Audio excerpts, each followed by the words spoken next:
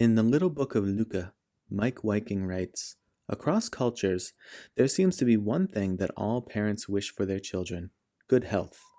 Good health enables us to play, to seek out adventures, to pursue happiness.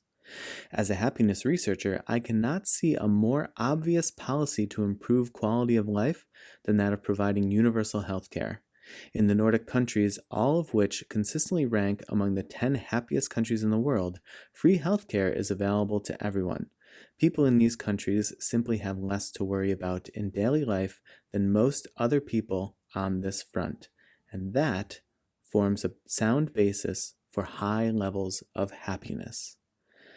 While the focus of this is health and healthcare, and how being healthier can easily translate into you being happier, and the role that a nation can play in providing something that drastically improves the quality of almost all people's lives of that country, how their ability to do that can make a profound difference in the overall tenor and culture of the country.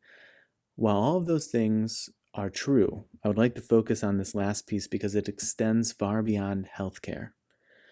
People in these countries simply have less to worry about in daily life than most other people on this front, and that forms a sound basis for high levels of happiness. There are many, many ways in which nations, especially developed nations that collect a lot of tax dollars and ignore collection of a lot of tax dollars and don't choose to spend that on something that would clearly benefit almost all of its people and improve their life and improve their happiness drastically. And you have to ask yourself, what's the hurdle? Is the hurdle that somehow having something that will make your life better and happier is an impingement on your freedom? I think you want to look at that really, really hard.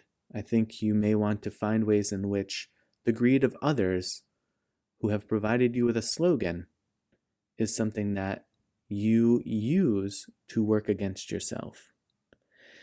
And beyond that, the idea that health insurance companies could be put out of business and people could be unemployed, well, there are other employments that people in other countries find if they aren't employed by a health insurance company. And I do believe private insurance still exists in many of those countries, if not all of them, but that there is a basic provision of healthcare services to all, and then they can elect to take further steps.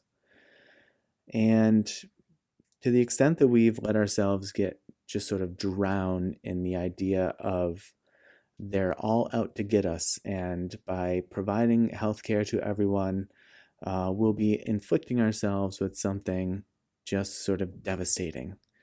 That will be infected, that will be targeted by elites. I mean, I think you want to look really hard at these things and consider, why hasn't this happened elsewhere in the world where these things are provided, where healthcare is provided?